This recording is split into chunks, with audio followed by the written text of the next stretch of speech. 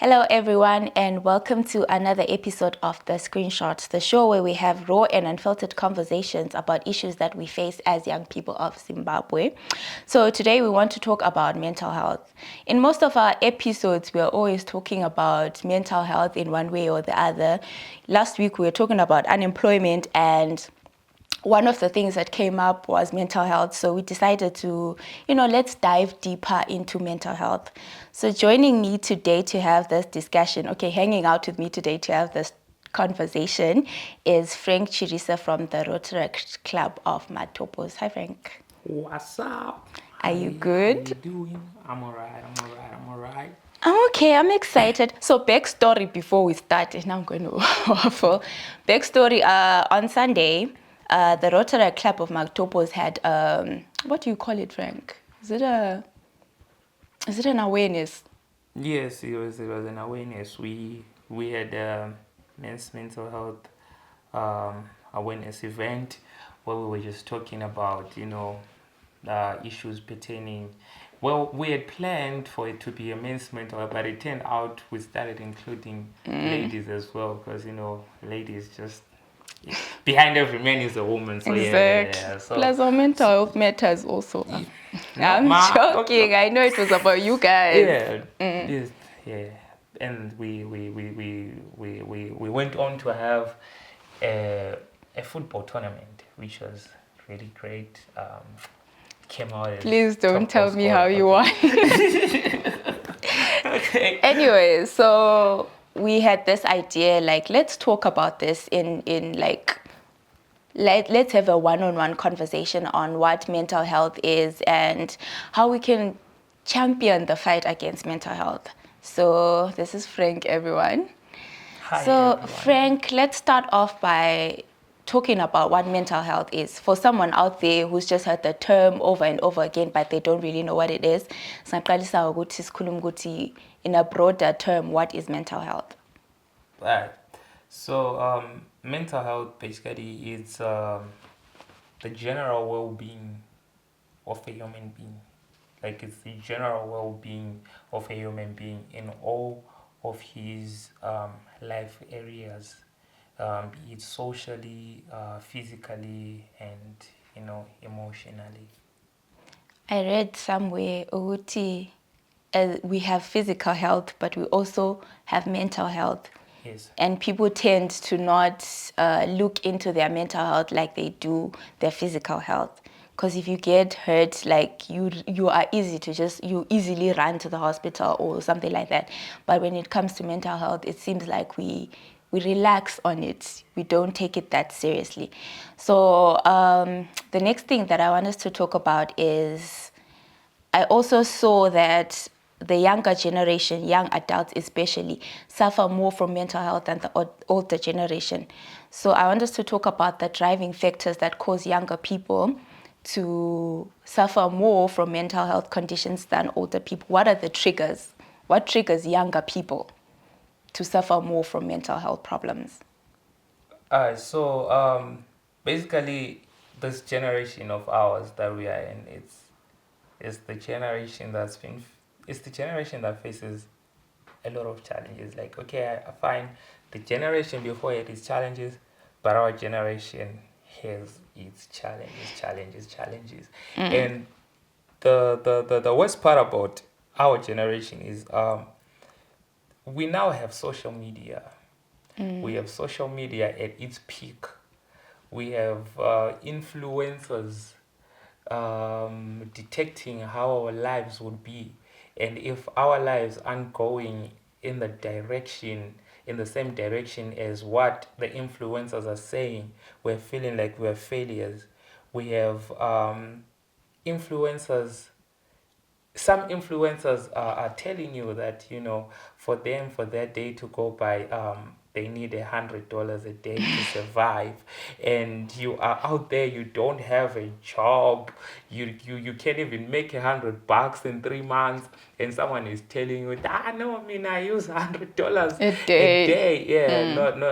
Not taking shots to anyone, of course, but I'm just saying it's social media. On top of that, you're trying to keep up. You're trying to keep up. You're trying to get the latest iPhone. You're trying to get the latest Jordans. You're trying to get the latest clothes. You're trying to go to Fairy Cafe. You know, the things when you're not looking into it, they sound so stupid, but that's what's depressing everybody, you know. And we are having a higher number of graduates, but still you graduate and you're unemployed, and your family they're all looking at you like, bruh, what's up? You want to date? Girls are telling you, bruh, how much money do you have before you date? So yeah, it's the fact that now we just have social media detecting our pace. It's primarily the reason why we have, because the older generation, all they had was magazines, radio, TV, and you know. I think also another thing, academic pressure. Yeah. Like most young people are in school, they're looking forward to having careers.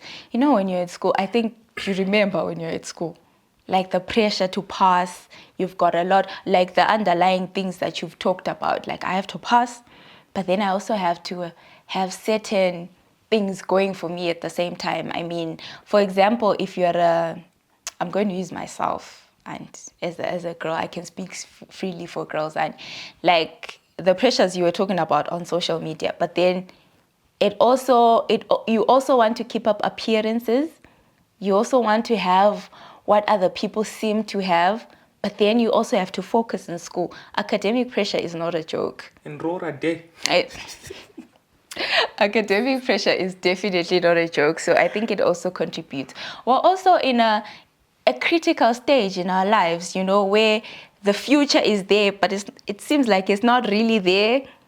Like it's I don't know how to describe it. It's not as it's attainable, but it's not attainable. So that transition from being a child to being looked after by your parents to now being a full-grown adult, I think it can also crack you up. Like, Still being looked after by your parents. Are you still being looked after by your parents? Yeah. Yeah, and say it. I don't feel bad. Yeah. No, I wouldn't. Yeah, I don't feel bad about it. Because this guy has brought me into this world without my consent. So yeah, it's like, right there, they deserve to look up. And there's inflation, right? So inflation, because my dad at 22 he was already married, had a wife, had a paying job, was already starting his family, and I'm 24 and I'm still unnamed. I can see sometimes he looks at me, you know, with that attitude. How far, Dad, how far? And you know, but then there's inflation, right? Even the dollar used to be 1:1 with the pound back then. So I feel like given the number, the minimum age required for you to stay with your parents has to increase as well. So it's somewhere like 30. Yeah. So yeah, you can stay with your parents until you're 30 without feeling any pressure. It should be like that. I don't even think it's 30. I think you can stay for as long as you want. I think we've reached that point where we are literally now waiting for them to pass on, because we're not really going anywhere. I don't mean that in a... At what age though do we start judging people that live with parents? Because at some point we should. I don't Like, think But it's become such a norm. Have you noticed? It's become such a norm that yes, in Shalankaya. Can be 35 and still okay, like you can, but well, maybe you should be contributing, you know, in some areas as well. Like, you see in Kuala, you can be 35 and you're like the last person to wake up, and you expect everything to be done by everyone, and you ask for money for that. No. At 35, I think I start judging you. All right, Nyakuzwa, Frank. Oh, yeah, we are moving off. Okay. So let's talk about how do you know? Oh, before I have to mention, Frank has worked with an organization that deals with mental health issues. So he's our expert today. We're not just throwing our random facts around. Mental health expert. Yeah, he's our mental health expert. So Frank, how do I know that I have mental health issues or conditions? It's not your typical stress or worry. How can I say for sure that I am facing a mental health problem? Like, how do you determine? You have your daily routines. Yeah. You have your daily routines. For someone I know, I would say, I know you well. I know that there are certain number of TikTok videos you post a day, just in the mirror, doing whatever you do. So I would know that if days go by and I don't see you doing the stuff that you normally do, I'll be like, oh my God, something is definitely wrong.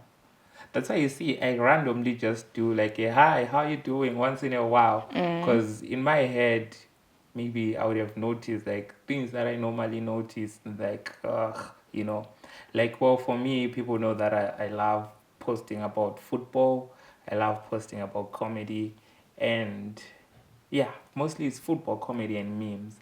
So if you wake up one day and just patiently wait for a Frank football post, a Frank comedy post, a Frank meme post, and you don't see it, maybe if you don't see it one day, maybe you might assume that I'm busy, but 2, 3, 4, 5 days, you'll be like, something is wrong. So how you can know that, well, something is wrong, it's you losing interest in things that you deem normal, things that you normally do. You just wake up, you start changing your routine, you no longer sleep well, you no longer eat well, or you're overeating.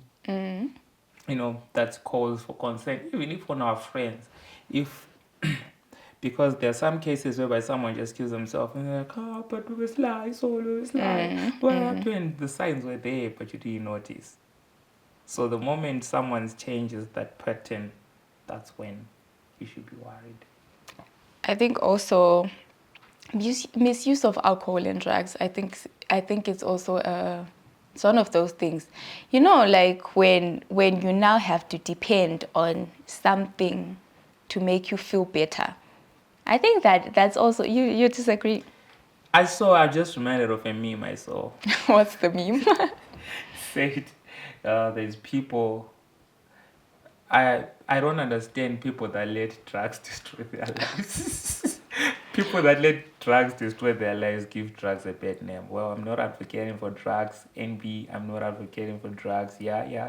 Yes, you're not. So I'm just saying the fact that you're saying that too much of there are so many addictions. It's not just drugs, it's not just alcohol that people depend on. Some people gamble. Some people So addiction to something that makes you feel better. yeah, that's you stay away from such an addiction, because it's not just alcohol, it's not just drugs. Some people, some people use sex. Some people gamble. Some people, there's this thing whereby we judge addicts, yet we have our own addictions, and we say, no, my addiction is better than your addiction. But at the end of the day, an addiction is an addiction. You might feel like your addiction is a healthy addiction, but if it's an addiction that hinders you from doing whatever you're supposed to be doing, like if say you're supposed to meet up with your friends but you can't because you're focusing on that one addiction, then your addiction is a problem. Yeah, but I was talking about how the misuse of alcohol and drugs can also be an indication that you have mental health problems. If you're now moving towards them to make yourself feel better, that's what I meant. So it's not only alcohol and drugs, obviously, like you said, addiction. Yeah. So we can talk about gambling, sex, like you said. Yeah. So maybe when you have to depend on something that helps you feel better, and if you don't get it, you don't feel like yourself. That's what I meant. Oh, yeah. So I think that's one of the indicators of. So we mentioned drugs, your daily routine, not being able to eat, not being able to sleep, basically that. Yeah. And so do you think that in our African societies, our parents, our grandparents, they take mental health as a serious thing, or it's one of those uzavaraiti wena kati ladzadlula kukhonoko? Yazenzisa awufuni ibhanti, you wake up not in the mood at home, like you just wake up feeling low and you're a morning person. They're like, yeah, mamka makatsamwa ka, and then No, they just be passing all these weird comments and they don't understand it. It's I feel like our generation is gonna be the generation that's gonna be better fathers. Cause well, maybe for you, cause you're a girl, your dad used to hug you all the time, like he used to tell you that I love you. My dad has told me he loves me at most maybe 4 or 5 times that I can remember. That's maybe on my birthday. That's maybe on when I passed at school, or when I won an award, and then just try to be like, Dad, love you, Dad, and he say I love you back, and like Sure. he just nods, you know. Sure.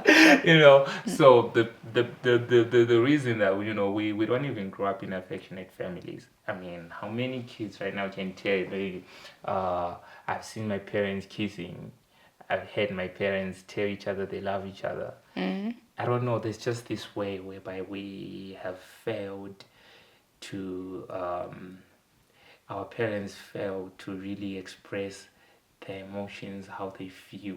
And it's probably because of the trauma that they inherited, and then they try to pass it on. But our parents were probably like the first generation that was like, you know what, this is not right, because like our parents are not really raising us the way they were raised by their parents. They got to that point where they're like, whoa, whoa, whoa, whoa, whoa, you know what? This is not it. I'm not gonna have my daughter grow up the way that I grew up. And then they are now trying to put in new ideas on how they should raise us versus and then maybe implementing quite a few ideas from. That's why you see that even with issues like tribalism, issues like homophobia, issues like racism, things are getting better because now we are in like, our parents probably realized that, you know what, maybe we shouldn't be doing this, and now we are the generation that grew up with less hatred. We are now the generation that grew up under circumstances that say, you know what, you should be opening up, and we are definitely going to pass it on to the next generation, and we are. I definitely agree, because I see it in terms of, for example, pregnancy. Yes. Like, I think kudala you would face the wrath of your parents or whoever is your guardian if you found out you were pregnant. You were not able, because you would see ukuthi abantu would hide. These kids would hide their pregnancies. They would try to get abortions. They would try anything just so that their parents are not able to find out or figure out that they're pregnant. But now it seems a bit better. You're able to say, hi, mama. I'm sure it's not easy, but Yeah. you're not facing that fear of being chased out, that fear of potentially being beaten up or something like that. So yeah, I do see the change that you're talking about. I think it's going to be an interesting few years. I hope we're alive to see it. Yeah. I hope we're alive to see it. So finally, let's end off by talking about seeking help. If all the examples that we mentioned on if you how you can spot that you are having mental health issues, like, how do I seek help? What do I do? Who do I turn to? Should go for therapy, really. We should normalize going for therapy.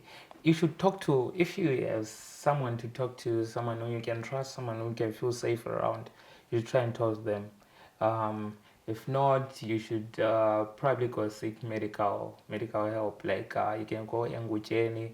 There are certain organizations, you can just check them up online, that really deal with mental health. You can go there. Some offer free counseling, some you have to pay. And for me, what works is that AI, you can chat to the AI on WhatsApp. Pi, yes. I talk to Pi, just talking about such stuff. Yeah, you can also talk to Pi.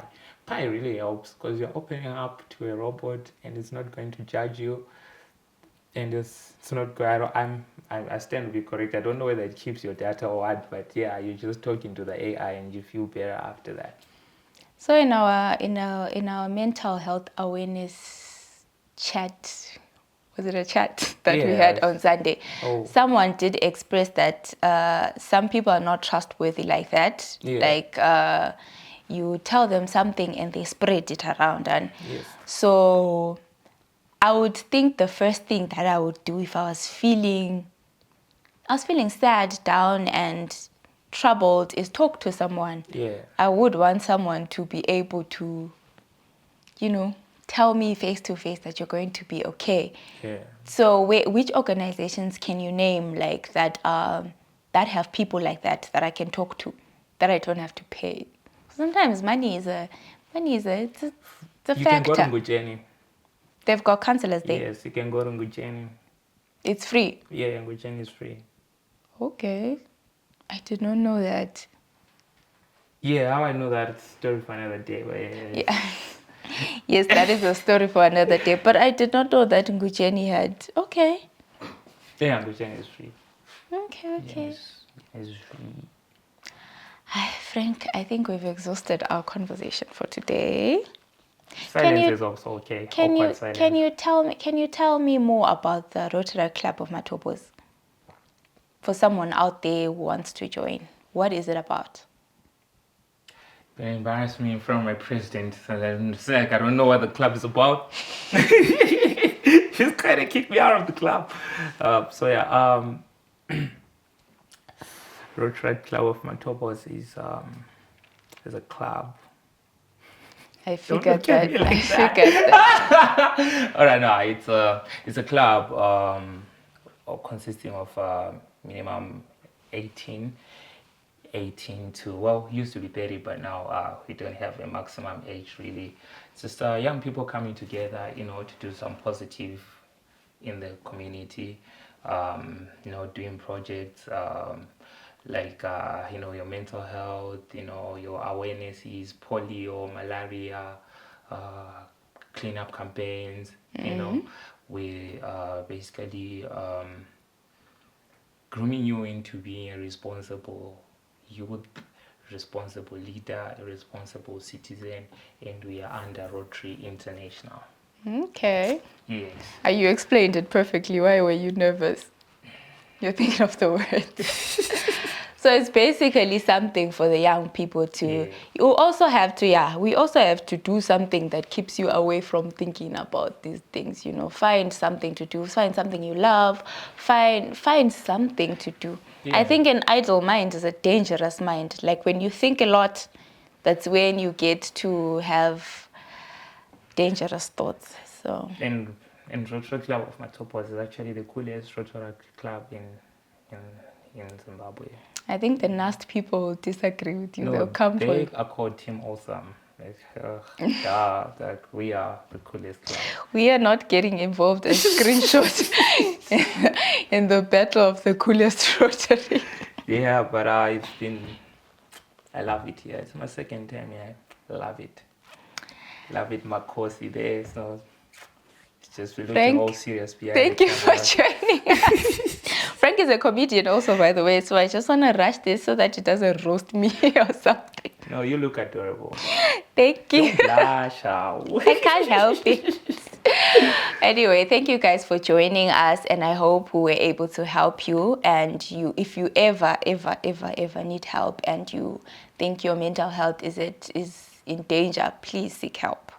So thank you for joining us. See you guys next week. Bye.